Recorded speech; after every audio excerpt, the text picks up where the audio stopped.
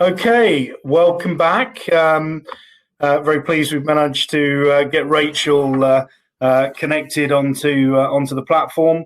What I'd like to do is introduce you to our final presenter of this morning. So it's Dr. Rachel Bence, who's the CIO of Queen Mary University London.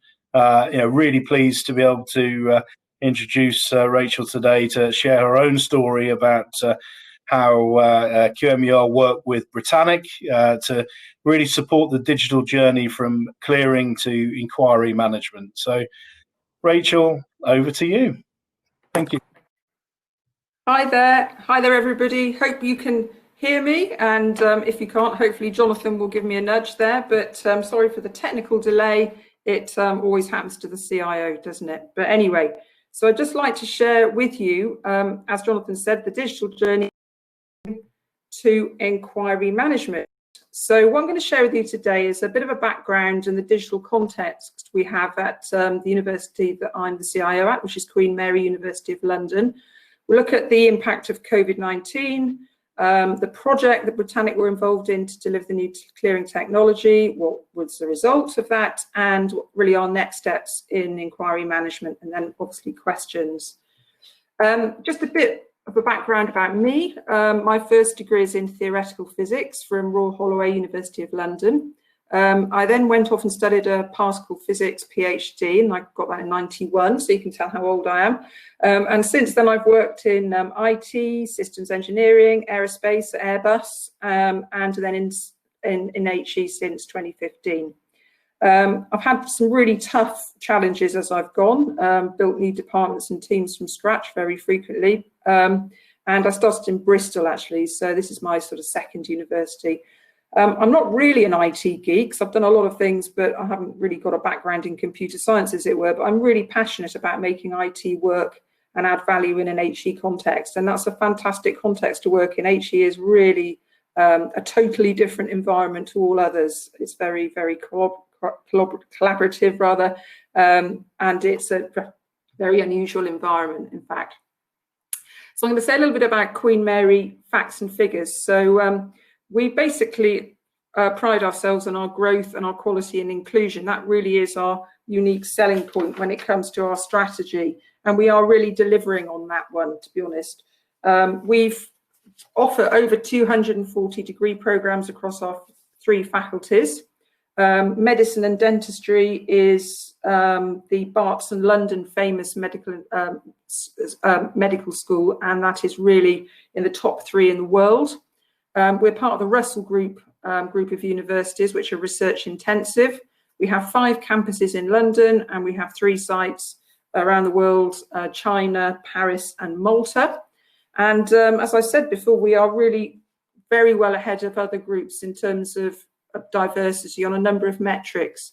Times Higher Good University Guide basically showed that in terms of their statistics. You might have seen that a few weeks back when they brought their university guide out. And we were runner-up to actually Oxford in terms of University of the Year, which is really good news.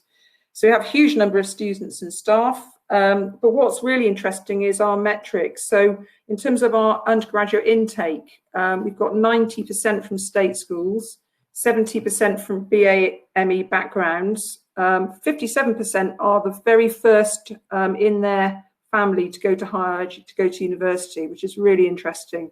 And rather disturbingly, 27% are from households where the income is less than 10,000 a year, which is extraordinary. So we've got a big digital challenge there, as you can imagine. Having said that, we've got 9 Nobel Prize winners from our staff and students. And this year, one of our former students, Gabriel Krause, was nominated for the Booker Prize. So we've got rather superb alumni there. Challenges across higher education. Really, this is probably going across the whole of higher education at the moment. There is no doubt that we're living in interesting times. This is a quote from our Vice Principal and President, Colin Bailey. The turbulence in national and international sector and politics and economies across the world is completely unprecedented. So we've got some incredible challenges there, really. global engagement and connectivity, our research environment with the onset of China and India coming up fast in terms of research competitiveness, huge funding turbulence, as you can imagine. We have cyber security challenges. You might have seen that in the news recently. We have a lot of technical debt in our digital infrastructure and in our physical environment. We need to keep attracting international students. And then there's the whole thing about offering distance learning, different different sort of courses, masters, CPD modules, etc., is a real challenge. And actually our students have increasing needs. So the needs and expectations of students is really soaring. And obviously they're all paying for their experience now, so want to get some value from it, quite understandably so. So this offers some amazing challenges for IT services. So really we are challenged to offer a really effective digital workplace to facilitate agile and remote working for all of our stakeholders, be it staff, student partners, NHS partners we have, midst and post-COVID. So that's really the challenge of the CIO at the moment, to offer that digital workplace. And we have to make sure that we're continuously modernising our infrastructure and our applications for teaching and research and administration. SLAs are becoming increasingly important, and that we provide innovative capability, and we have the resilience there that people expect these days. So the other challenge we have is increased time to market, and I hope this presentation will show a little bit about that, which it really is important. So we need to make sure that we have cutting edge technologies to attract our students, to support and engage with students and staff, which is where contact and inquiry management comes in. One of my other challenges I mentioned is keeping the university cyberspace in that global environment, because we are increasingly at the mercy of state actors and hacktivists and professional criminal gangs. We really want to make sure Queen Mary is a data-driven organisation. This is increasingly important, and again, this project relates to that. And increasingly, we're looking to solve digital productivity issues, use of AI, robotic process automation, etc., to manage our basic processes. And on top of all that, obviously, we're challenged to keep our costs down, which really is a challenge sometimes. So I'm just going to go through how we used to do clearing. So probably many of you are familiar with clearing. Those of you who have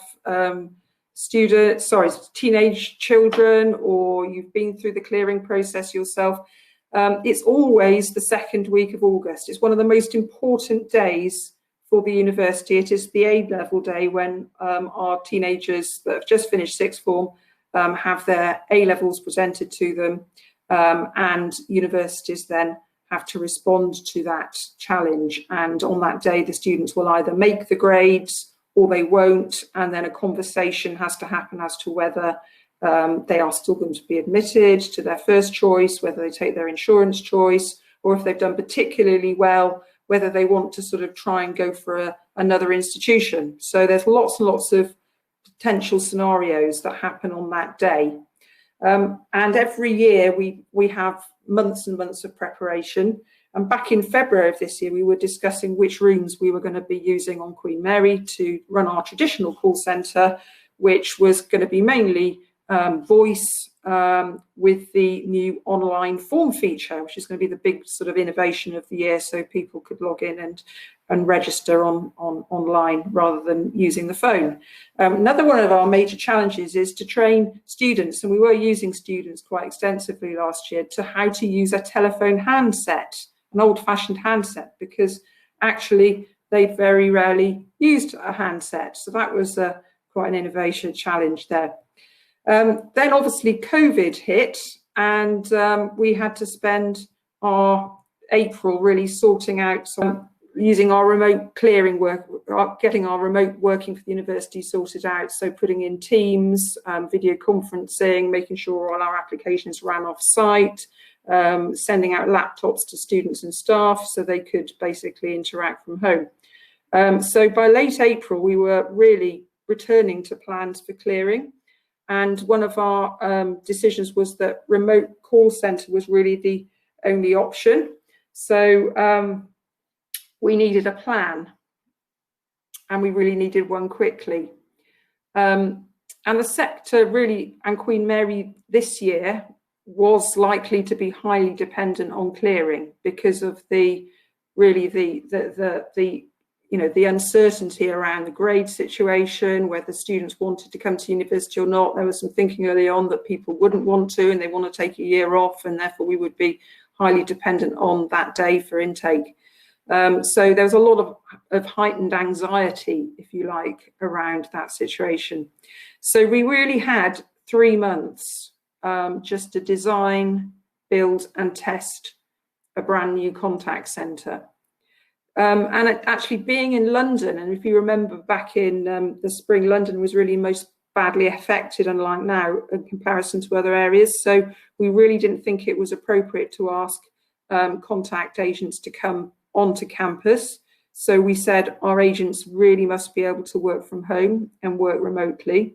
And with that, we also wanted a bigger, better contact centre than last year. So we wanted to increase the number of call agents to 400, and it's previously around 150, I think. And we really wanted to take advantage of new and innovative technology. And bearing in mind, this is drop-dead timescales, so you can't slip. I mean, clearing every year, as I said, is middle of August. This year it was the 13th of August, and you really can't slip that.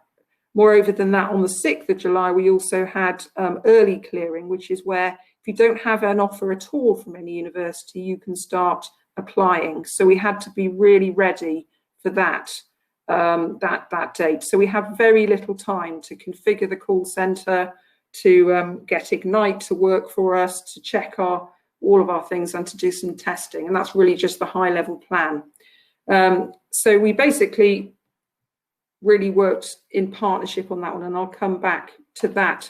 But this graph really shows how contingent and how dependent we are on having the technology ready to go. So at 7:30 on the day, the call centre opens up. And then you have about 2 hours when the vast majority of your calls and contacts will take place. And if you're not ready to go, then you are not going to have those offers made and those students coming. So it's really, really, really important. So those first 2 to 3 hours are phenomenally important. So that's at the front of every single CIO's mind right across the sector. So what were our sort of objectives? Well, we wanted remote distributed clearing with a live chat option and online inquiry handling alongside our traditional telephony. And we wanted to obviously work within a standard university-wide infrastructure. So as I said, we really wanted to increase the channels for handling inquiries to become a lot more modern. So we were adding chatbot and the social media streams using the Britannic inbox capability. And that really does improve customer service and increases efficiency right across those functions that support recruitment admission. So that was our main targets, to basically add in those extra channels. We also needed to capture inquirer data to allow us to basically transfer data to the CRM so we could do targeted communications. And we needed to basically be able to capture that whole data from initial prospect, i.e. a prospective student, to a fully enrolled student. So the following subsequent years, we can target our marketing and recruitment activities very efficiently. So basically the other thing was queuing. So we needed to basically be able to queue our inquiries and to present to agents via a dashboard, which is really what the whole thing is about. Manage our availability of agents, so we know whether they're here or not. Be able to transfer calls between our agents, and the use of chatbots is a real boon as well. So we really needed to work in partnership between admissions, marketing and communications, IT services and our supplier. And our training of agents was really incredibly important. We used staff volunteers and included our academics from across the institution in the whole hotline thing. And I've said there that it was one of the most successful cross-team collaboration projects we've ever run. And I think one of the reasons was we were very time limited. So that was positive. So just a bit about our clearing agent training journey. So we did really invest in hours and hours of clearing for our agents, which is really, really important. So we basically introduced them to the concept of clearing, why it was important, their roles and responsibilities. Then we went on and looked at the policy around training, what the decision rules were, and how to triage students. And the other thing is the actual training around having students that were not going to be very, very happy on the day. So as you can imagine, on the day, their results were subject to the famous algorithm, if you remember, and our agent staff really had to deal with lots and lots of people and students who were potentially in a really quite upset state and emotionally upset. So there was some soft skills around that as well. So on top of the sort of complex decision making and triaging and customer care as well, we basically introduced them to Ignite. So they understood Ignite, how to use the voice chat and online calls, customer journey around that, and that was and how practically hands-on training on using Ignite and the soft phones as well. So our go live was the 13th, and that was a really, really good program, I think. One of the things that I insisted on as CIO was that we dealt just with Britannic as our tier 1 supplier. So Britannic had several other suppliers working with them. They had Mitel, they had BizView and so on. But we liaised solely with Britannic across the whole technology stack throughout the project. And I think that worked really well. And Britannic did rise to the occasion on that one. Another thing I insisted on was that our remote agents had to have a single laptop, Queen Mary managed laptop, which basically made the environment consistent, and it meant that we could dip in and support them if we needed to. So that was really important. The most important thing, though, was doing extensive load testing. So we performed load testing on all our channels between our applicants, our agents, and we used a mixture of automation of calls and also staff to generate calls where we needed to test the transfer process. That was really, really important. And we did lots and lots and lots of testing.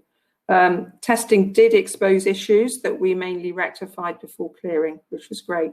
So our business continuity and DR plans also had to be in tip-top conditions. So we made sure that all of the systems that we relied on had those plans in place and that were available to all, and what would happen if one of them sort of disappeared.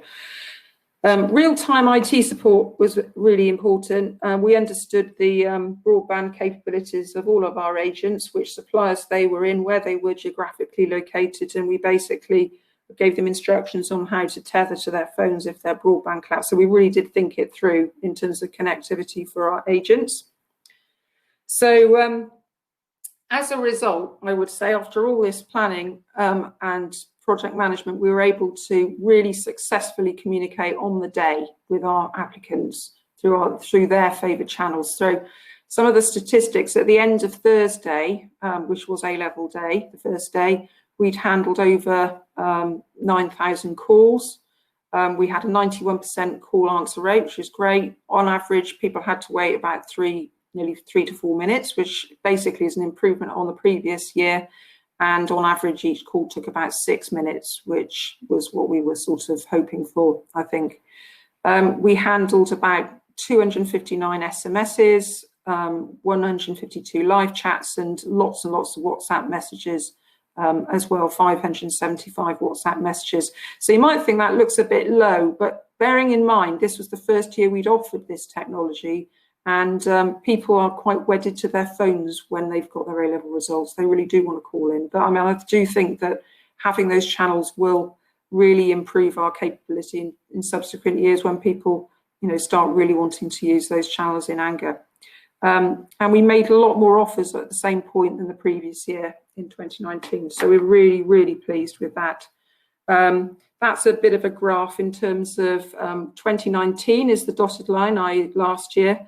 and it shows the contacts that the system offered to our applicants. So we have voice, you can see as the major one, but chat, SMS and WhatsApp were also featuring there as well.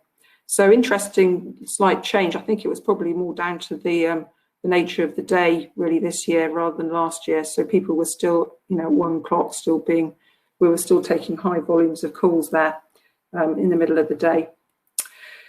So as you might remember, A-level day results debacle. So following clearing, everybody got their results and they had their offers, and then there was a government U-turn on the use of the famous algorithm, and they reverted to teacher assessed grades. Now the important thing was that we were able to rapidly ramp up our call centre again because we had the technology at our fingertips.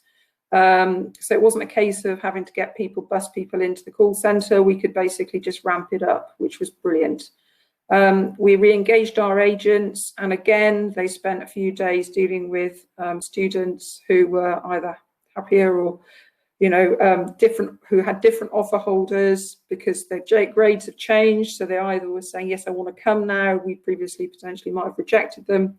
And that was just, from a process perspective, really hard. But from the technology perspective, we were really happy with it.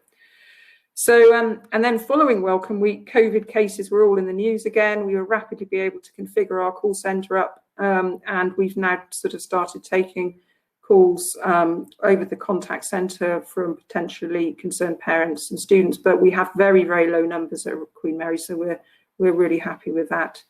So it's proving to be a scalable solution. We're now using it on our reception desk, our IT services desk, and there's lots of demand within the organisation to deploy the technology.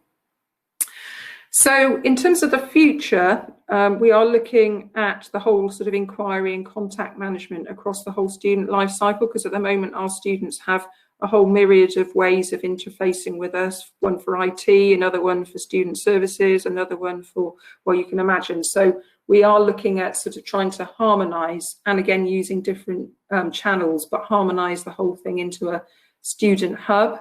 So, we really do want to really go for excellence in inquiry management and offer a really customer focused service, and as that's part of our remit, to be a friendly, welcoming and inclusive community that deals effectively with people's inquiries and gets them on the next step.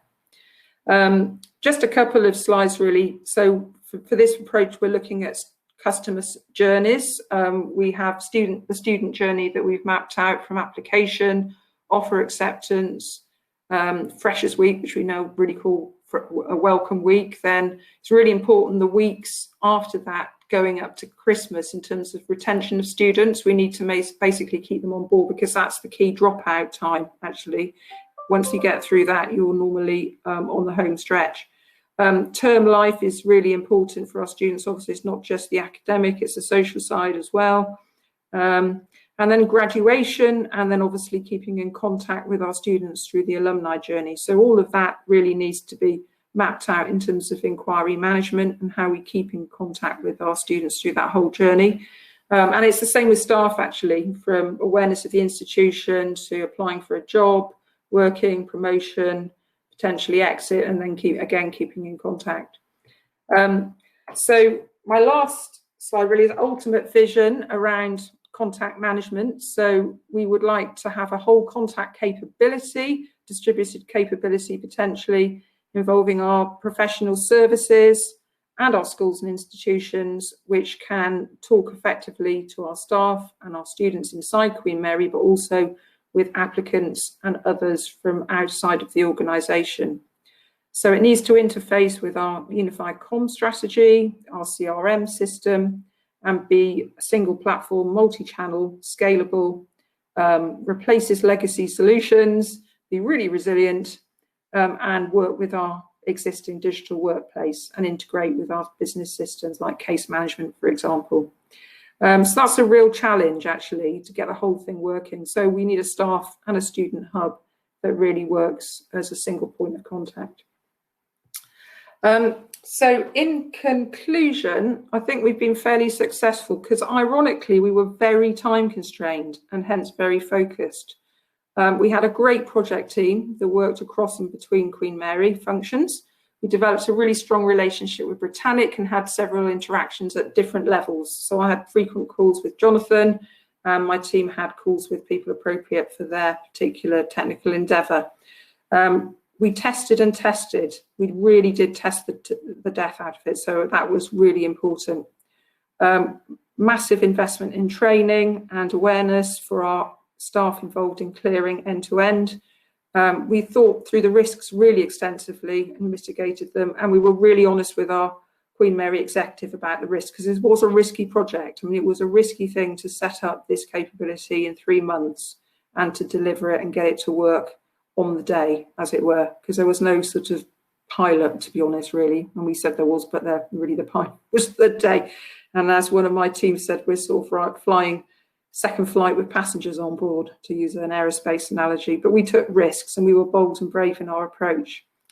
And we now look forward to broadening our whole inquiry management approach across the student life cycle. So any questions for me as a result of the presentation? Rachel, thank you so much. Brilliant presentation, and also true professional dealing with the technical glitches before we were able to get you onto the platform this morning. No problem.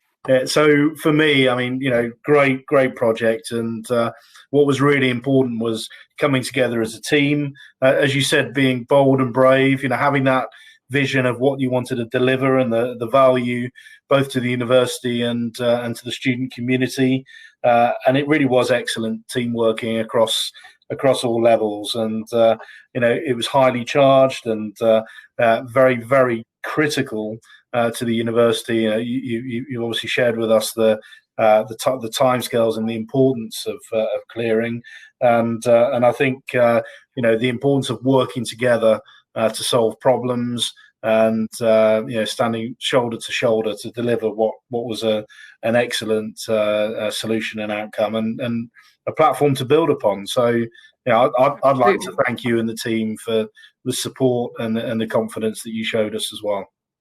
Yeah, it's a great project, and it's good working with you. Definitely, Jonathan. Thank you for the opportunity. I'm just aware my camera is not on, but I don't seem to be able to turn it on. So hopefully that's not too much of a problem. There's no issue. We got to hear, you know, we got to hear it in full stereo. So perfect.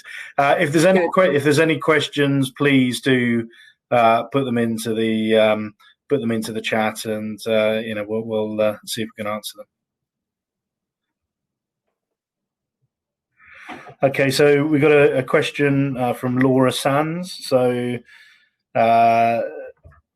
she asked, how many applicants were you aiming to take from clearing this cycle, and what proportion of your overall intake was this?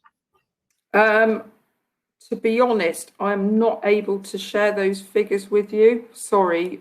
It was a high number, basically. We normally take, well, roughly, I think we take about 30 to 40% on clearing, but I'm not able to share the actual numbers, but that's probably about the proportion. Mm-hmm. Thank you. Yeah. Yeah, so just having a look. And I think, you know, the training of people to use handsets, that's a comment there. Interesting. Yeah. He had to train students to use a handset. Absolutely, yeah, and that's not joking, really. We had to show them how to pick up a phone and dial and receive a call. Yeah, it was incredible. So, you know, students are completely used to mobile phones now.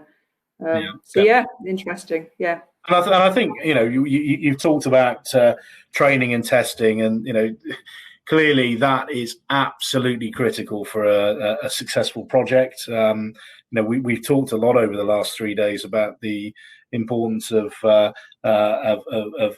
users being able to engage with the technology and cultural adoption. So, you know, again, you know, I think the approach that you guys took around training and testing was fantastic, really strong.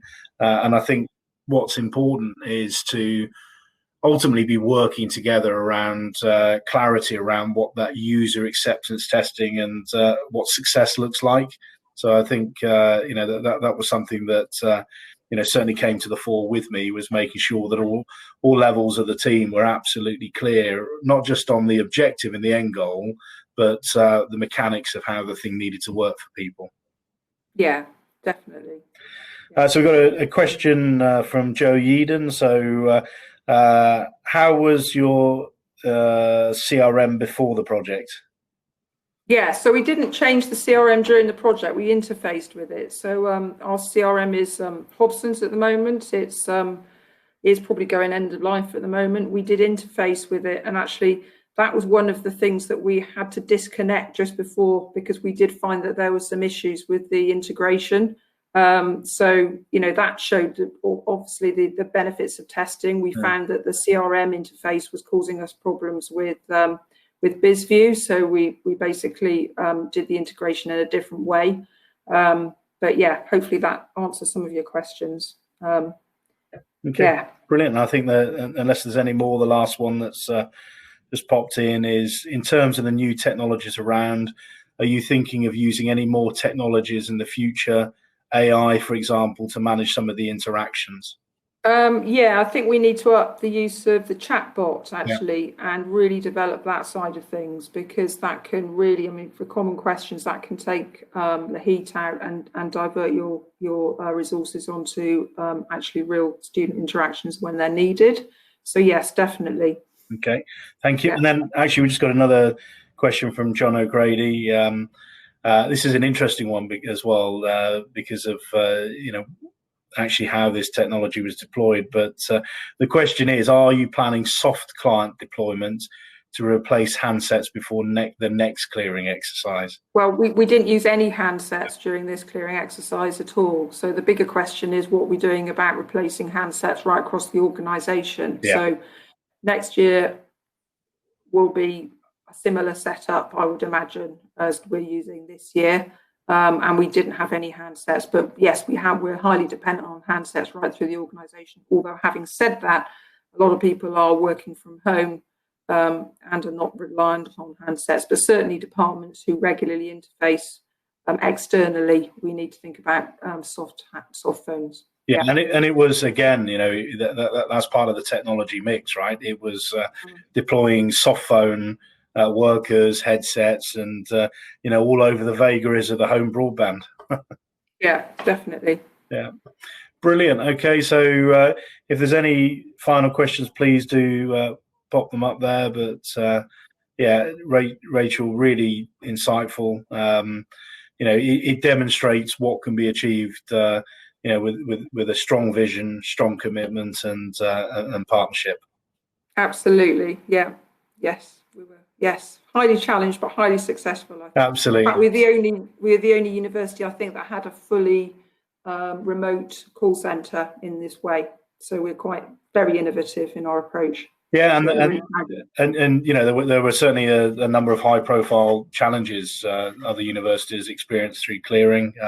Indeed. Yeah, I'm very pleased to say all the universities that we were supporting and the solutions that we've delivered, thankfully, touch wood, that you know, again, similar success stories. But this was very much a, you know, a innovative, groundbreaking project to be able to unify all these different channels into the interface at home for you know, over 400 workers. So yeah, fantastic job.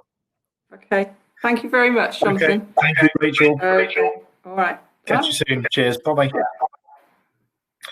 Okay, so that concludes the sessions for this morning. So what we'll do is we'll reconvene at 2 o'clock today. So same place, and the first presentation will be powering CX with EX, and that'll be Natalie from Avaya. So I hope you have a good lunch, good break, and we'll see you in just under 2 hours. Thank you. Bye-bye.